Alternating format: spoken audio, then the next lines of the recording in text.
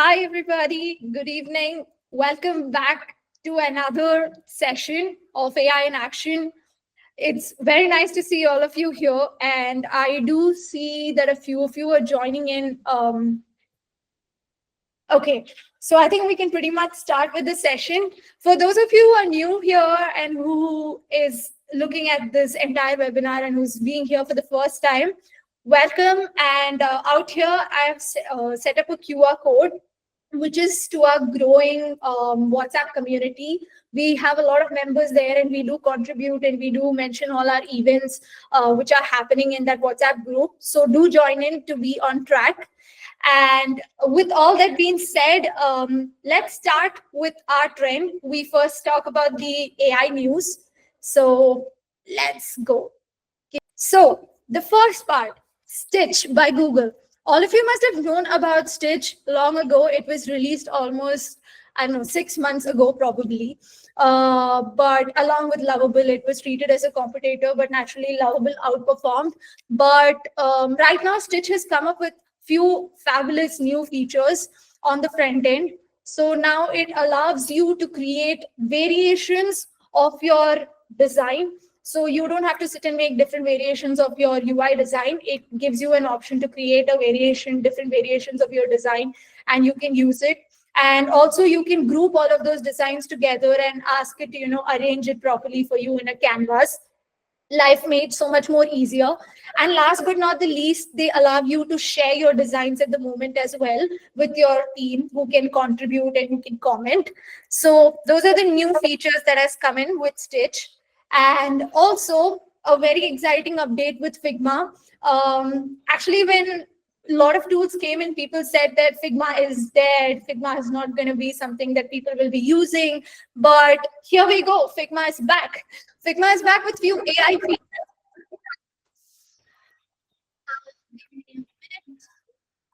Let me mute this. Yeah.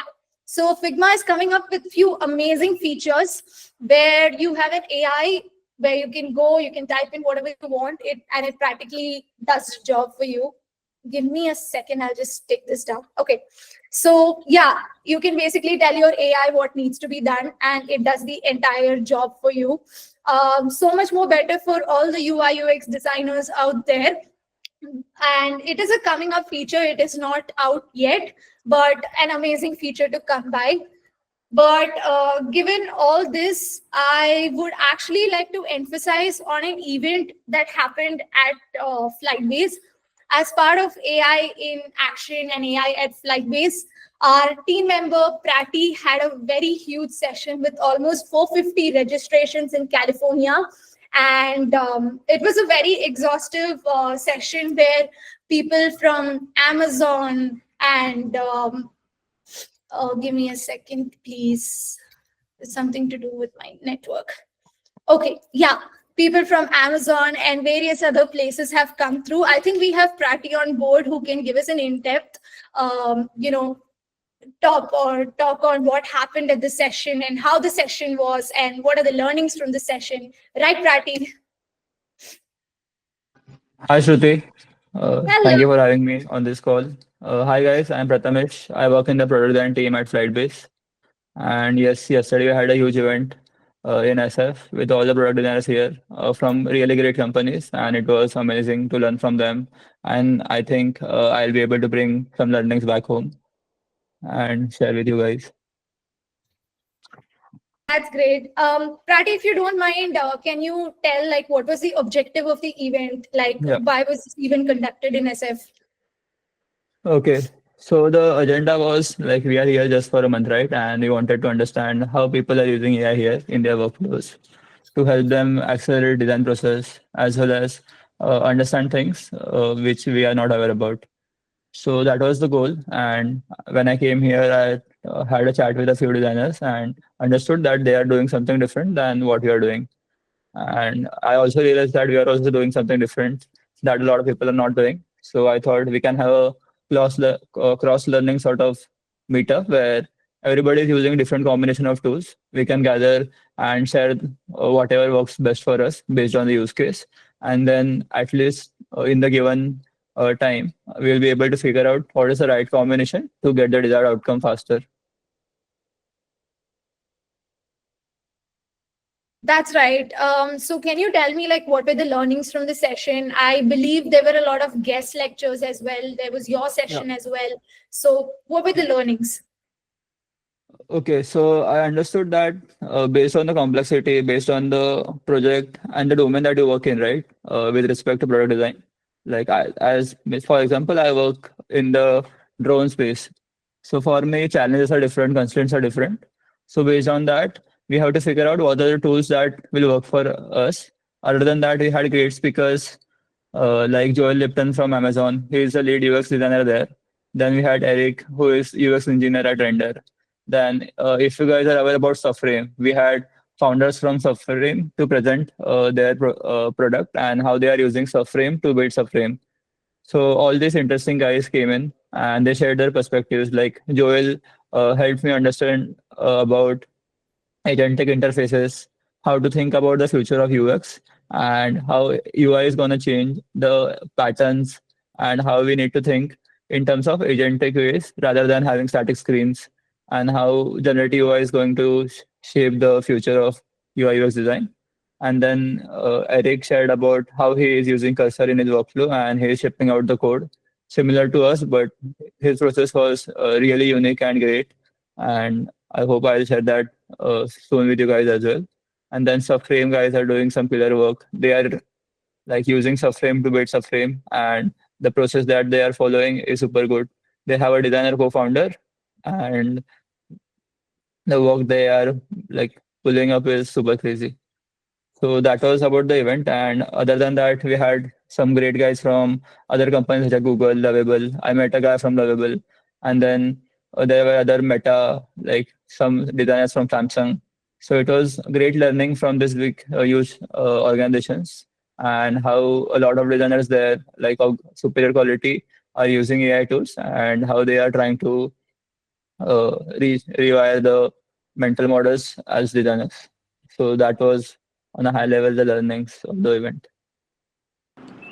That's great. That's a lot of learnings. But in today's session, we are actually talking about how you've progressed from just being a designer to being a full stack, till developer, and you're making apps and you're making a lot of features. So Yeah. why don't we dive into that?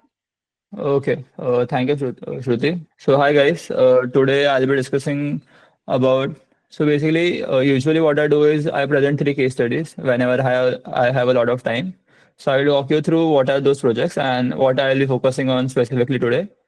So usually the first project is about how can you take things to front end, how can you take or deploy things uh, directly as a designer. And as Shruti said, you can be full stack, you can be a developer yourself. But what kind of projects can we do that with is the question. And then there are some features which are enterprise grade. They are technically super complex, and you can't just go in without any domain expertise and build those out. So how do we basically figure that out and follow a process that can help us understand and share the specific outcome to the developers or even we are building ourselves.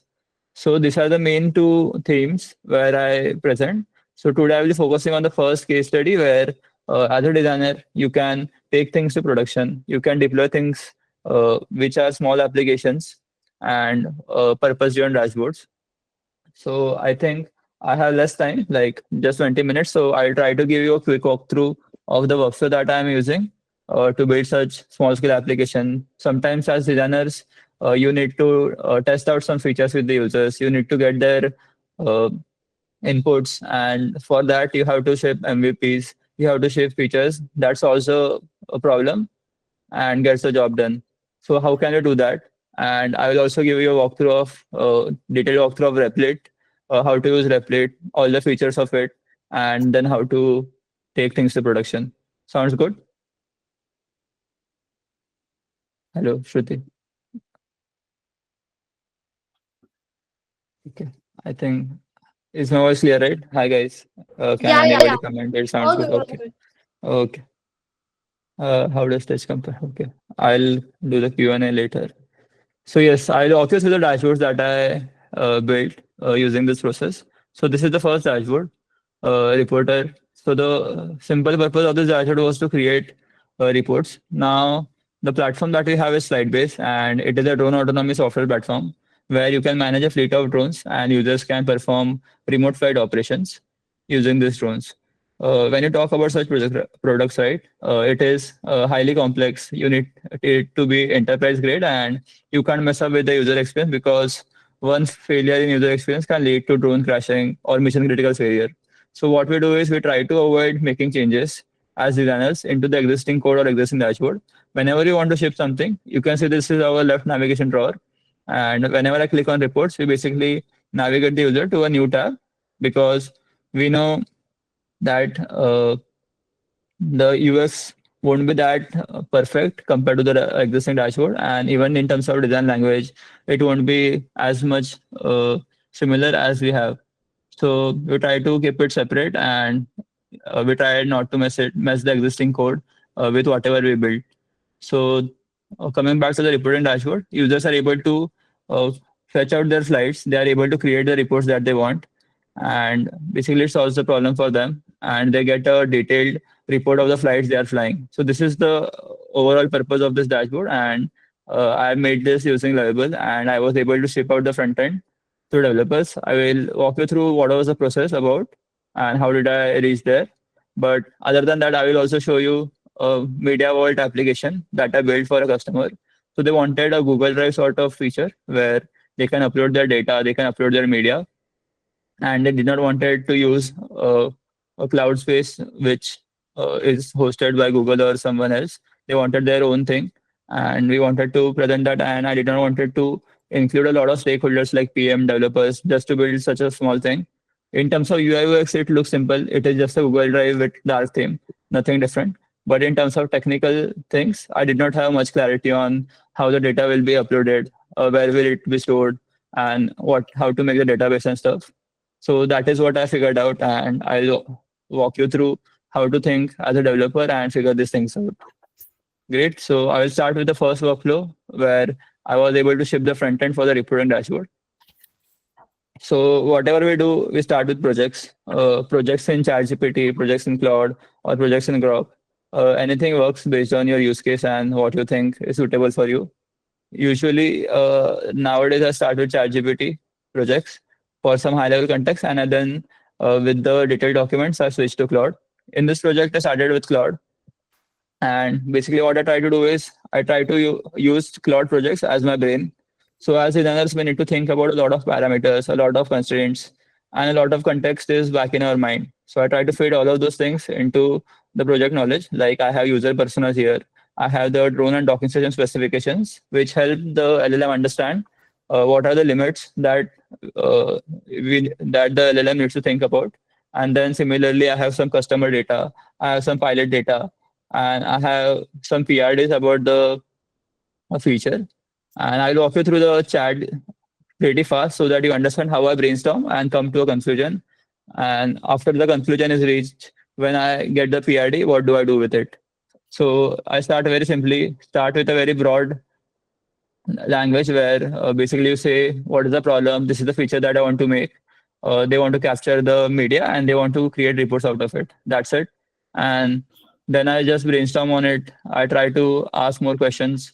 And the interesting thing is, I don't try to replace the existing process of interviewing the users and uploading data. Now, I had existing reports of the users. I had the documents as well as I had requirements from them, like message from Metagraded.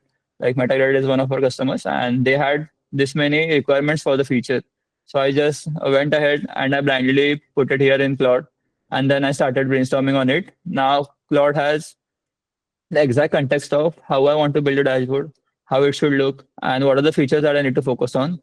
Once all those things are done, once I'm able to figure out a good high level workflow in my mind, I tell Claude to divide all those things into a few chunks. Like assume that you have a big block of rectangle. I want the big rectangle to be divided so that I can pick one slice of rectangle and I can brainstorm on it rather than trying to think about the entire slice. I want to think in pieces. I want to think in chunks where it is easier for me to think as well, and it is easier for Claude to map out the edge cases, figure out what is the best way to approach that easily. So That was the thing. And then once I do the brainstorming using those specific particular chunks, then I go ahead and I just put this prompt. As soon as I have finalized the major pieces of the entire block and the feature, I put this prompt where I want Claude to act as a prompt generator for me. And what basically I'm going to do is I'm going to get a series of prompts from Claude, and I'm to insert all those prompts into Lovable so that I get a good outcome. So it basically says act as a prompt generator and divide the entire scope of the feature into phases so that it is easier for you to think as well, and give me output which has covered all the edge cases. And it is easier for me to put those things in Lovable. So like phase one, report dashboard home, and then it says prompt 1.1.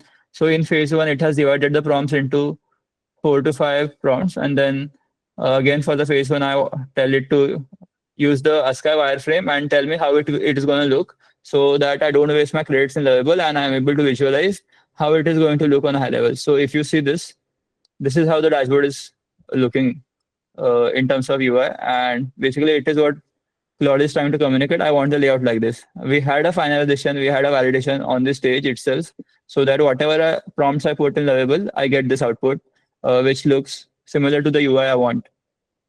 So that was it, where you get the prompts out and then you put this prompts into Lovable, and at the end you will reach an outcome which is 70 to 80% closer to what you want.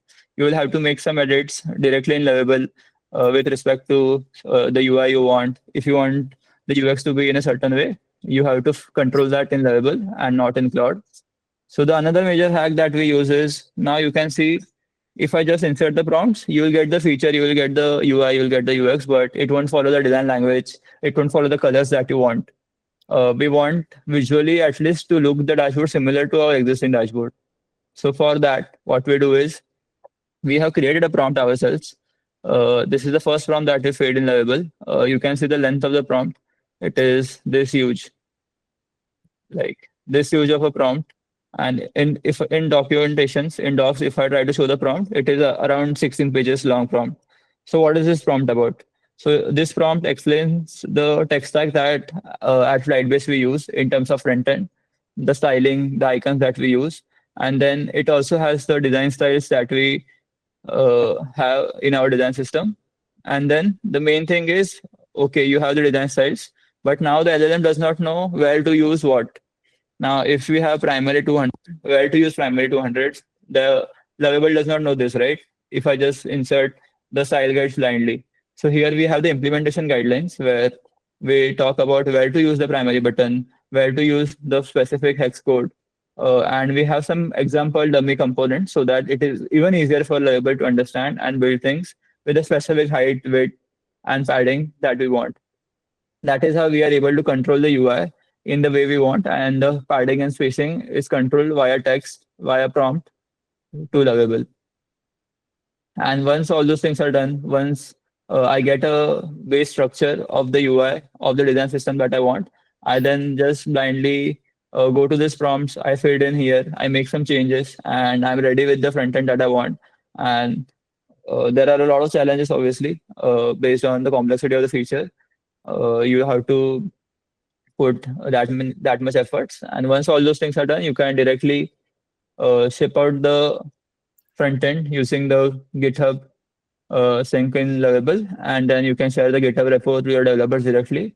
And from here, they can pick it up and they can build a backend that they want. So that was about it for this first sort of case study for today. I will go to the second one. Uh, but before that, I just wanted to check if we are on the same page, if everybody is following me. Okay. Have you used Duolite? Yes, I have used Duolite. Like I'm in uh, sync with the founders of Duolite. Rohan is the guy, and I will tell you how it works and how it helps us. Okay, Shruti, I think is my voice clear? Like, are you following Yeah. me? Okay, thank you. So I'll go back to the second case study of mine, which is this media vault, and how I was able to ship this entire thing. I did not ship the front end, but the entire app altogether. Uh, to be honest, I needed some developer help in terms of understanding the security things, and I took some time of one developer in this process. Where after I completed almost 95% of the dashboard to check if everything is secure in terms of network, in terms of I have not exposed some links or secrets. I took that help because I don't have DevOps or data security domain expertise. So yes, let's go to this workflow. Usually, I use the Claude workflow where we start with projects and then we brainstorm and then we feed the prompts in Lovable. But for this, what I did was I went to ChatGPT. I did not do the usual process that I do. I started in one chat and I got the PID out and I fed the entire PID to Lovable. That's it. Means if you see my chat, uh, before this, uh, I got the lovable prototype, lovable front end, and then I used the GitHub sync and I came to Replit to feed in. But the important key that I want to highlight here is there are a lot of things that you won't have clarity about in the starting phase itself. For example, I did not know even to use Replit in the first place. So I took that assistance from ChatGPT. I told it that I have zero technical knowledge. I don't understand what are schemas, databases. What do I do with the front end that I have created in Lovable? But if you are suggesting me Replit, tell me how do I use it? How do I integrate my backend? And how can I take these things to production? So you have to ask them sometimes, and you have to use these assistant tools to get help, and it will tell you what to ask boss. Like ask the authentication key so that you can store the media, store the data, and it will help you out. And I will tell you the workflow that I did once I had the front end available. So I use the same workflow. I won't dive deeper into the workflow that I used previously. It is the same workflow in ChatGPT. I brainstormed. I got the PID. I fed the entire PID in Lovable. I brainstormed in Lovable and then got the front end out. Now I'm here in Replit and I'll go to home. Okay.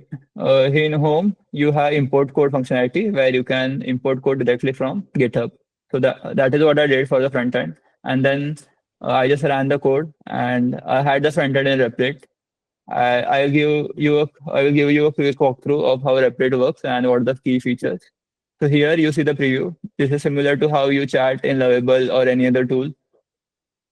But the important thing that Replit provides is super intuitive is the database that it provides. It provides you a development database. It gives you a production database. Here you can see the exact item schemas that are made, like collections, sessions, what are the files that we have uploaded. So it is easier for you to track. It is easier for you to figure out if something is broken in backend or not. And it is easier for you to chat with the LLM and say that, oh, I can't see a line item being added in the files. What is the problem? It is easier to debug things. It also provides you this ability to add your own secrets where for this project, I added AWS secrets where all the data is being stored in AWS bucket. So this is how it helps. And it stores it securely without exposing it in the console logs, without exposing it in the inspect panel. And then it also gives you the functionality of publishing it. You can deploy it. You will be having two development environments. Like you will have development environment as well as a production environment and separate databases for it so that it is easier for you to test out things and then build it. Another major key feature is this authentication. And this was the toughest part where I just wanted Google authentication and email and password. So this took some time, but Replit provides a very intuitive experience on setting up the authentication. You just have to tell the agent that I want to set up the auth, make the front end for it, and make the backend as well, where everything is authenticated using Google SSO or email ID and password. So I'll walk you through how the SSO works. So here is the admin panel, and from here, I'm able to add people. It's loading, yes. I'm able to add users and I'm able to configure if they can log in via Google or if they can log in via email and password. This is the functionality, and users can just sign out from here, and I will show you how the authentication works. So the only fault here is when I do sign in with Google, it shows me the Replit account configuration, and you have to click allow here. This is a screen that you can't control, but I think for such small scale dashboards, it is okay to have that one screen which does not follow your design system. But you get the app functionality working, and users here user here are able to upload the data, the media, and nothing is broken here. Everything works perfectly, and you are able to then directly deploy it, and people can start using. So I will, in a storytelling format, I will try to explain what is happening. So I had the front end from Loyal. I told Replit to make a database based on the front end that I have. I went to ChatGPT. I told ChatGPT that I have the front end in place. What are the schemas or the tables that I have to make so that I can create a database? I did not have any idea on what should I make. Like, what are the items that I need to make? Like, I did not know I have to make tags. I have to make user new. I have to make files. I got those lists from ChatGPT of what to make, and then I just fed that to Replit and told it to make the database. And Replit on its own can make all of those things. Like, you don't need a lot of technical knowledge to be able to figure this out. You just have to chat with the LLM, and the LLM will figure out what to make in terms of the database, what to make in terms of the backend, and how to make the API that communicate with each other for the front end and back end. So that was about it of Replit. If you have any further questions on specific things, I'll be able to help you out. But the major key thing is think as a developer, think as a full stack person. Now, if you see this loading state, right, Replit does not make it on its own. You have to tell what experience do you want and specifically communicate it. So it will give you a list of tech things that it needs to execute to have such experience. So don't just blindly execute that step. Try to understand what is it trying to do. Like what are the things that it is trying to implement so that you get that user experience. Once you start reading those things, you will have an understanding from a tech standpoint as well of what are the things it is going to execute and what are the things you need to focus on. Because if some things get messed up in the future in terms of tech, you now exactly know what thing or what piece to communicate to Replit so that it goes and debugs it and fixes it. So yes, that was about it. I think on a high level, this is how we use these tools and get some outcome out. It is specifically dependent on the project on what kind of combination of tools I use. But I think the major key pieces one tool I have for brainstorming and one tool I have for building. And once I have problems in building phase, I go back to the brainstorming phase. I ask it what can I do, and then I start building again. Sometimes in the building phase itself, now these chat models provide ability to just chat rather than building. So sometimes I brainstorm here as well. So I think that's it from my side. Over to you, Shruti. If anybody has any questions, that would be great. Yeah, I think we'll move to the question answer session. I think the first question again was like, how does Stitch compare with Lovable? Nitin had asked you that question. Okay. So both are different products overall. What Stitch gives is it can help you get the screen out of Stitch in a Figma sort of format. You can basically import the screen into Figma, but we found out that it is not that great in terms of the UI and UX it is making. If you try the same prompt with Lovable and Stitch, you will notice that it is not great as of now, not that great, where you can start using it. So I prefer Lovable over that, and we don't want to go back to Figma using Stitch. The direction that Stitch has taken is super great. Now, if you want to make some edits, you can take it out in Figma. You can make those edits, and you can then push again to Stitch. But Stitch does not have that functionality as of now, so it becomes tough for us to use. That is why we are using Lovable and trying to ship out the front end directly rather than having to rely on Stitch. Great. So Ramesh asked, have you used URL? Like, I think you've already read that question. So what do you think of it? Like, Okay, even the direction Dualite is taken, right, is super good. Like they are not trying to replace Figma. They are trying to make something which gives you the ability of a canvas sort of structure, as well as you can then extract out the code. We are closely working with Dualite, like Rohan is the founder, and we have partnered with them in terms of helping them improve their product. But they are not at the stage where we can start using it in production. Oh, So that is a problem where the outcomes are not that great, like to be honest. But I like the direction that those guys are taking. And if it starts working out pretty well, I'm able to build uh, huge applications on it. I'll start using Duolite as well. that's great.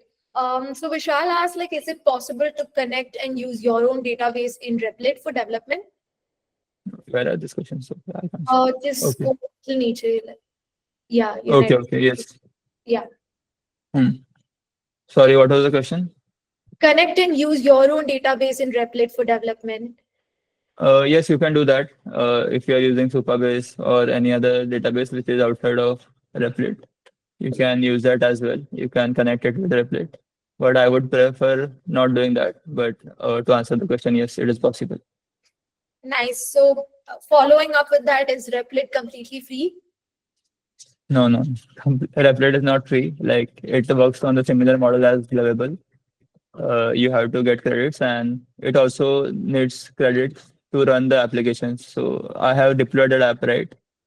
Now to run that, Replit charges us for the database, for hosting it, and bunch of other things. It is good in terms of the credit usage, but you should try if it works for your use case or not. Nice. So we have Sanket asking, it would be great if you could share the document for putting design system in Lovable. So yeah, Yes, I will share the document link with you guys. I'll just make a copy pretty fast and share that with you. Okay. Shruti, you can share that on the group. Like if these guys, if all of them are in the AI at Fedbase WhatsApp community, I can share that. yeah, sure, that works. I think that would be Hmm. great.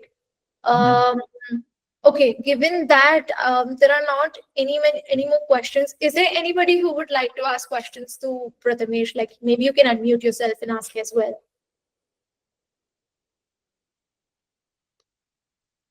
Great. Looks like Pratty, you've given them a lot of information. It's an information overload probably, but that's it for the questions. I have one question. I have one question. So basically, we have we have most of our designs in Figma. Okay. Now, uh, can we get them migrated easily? Migrate to. I mean, to the systems that you're talking about. You can't migrate it directly. You can use some Uh-huh. other tools like Cursor, Claude Code, and use the Figma Uh-huh. MCP to rebuild them. But Uh-huh. it is difficult to migrate because it does not provide the ability to store the static screens. If it is in code, you can have it there, but not static screens as of now. Yeah, because earlier ones will be in Figma and the newer ones will change into a newer system. So that will be a mix of, Yeah. So in the second case study that I was talking about, right, we have a mix where uh-huh. we have Figma as well, like Figma screens as well, and then we use these tools and we orchestrate them based on the complexity of the project. I think that will be the next session, sort of. That's Okay, great. cool. Okay. Sorry. Yeah, go ahead, Lamesh. I think I think he's stuck on his side. While Okay. he comes back, is there anybody else who would like to Hi, ask? Prathamesh. Hi. Yeah. Hi. I wanted to ask, uh, in that conference, was there any talk about including design system in the Lovable itself? In the Figma, you can publish the design system in Figma. So, was there any talk related to it? I think that is the current issue of this tool is. Yes. So I had a chat with Lovable guys, and they are like they have released it for some enterprise customers. It is not open to all, like it is in beta, and I don't think as of now you can access it, but they will launch it soon for everyone. Even we are trying to get that feature where you can put your design system because Lovable's output is greater than Figma make. Mhm. So yes, they will launch soon, but they have launched it. I thought they have not launched it, but yesterday they were like, we have launched it to a few enterprise customers to test it out, and I told them to give us access as well. Let's see. Thanks. Hmm.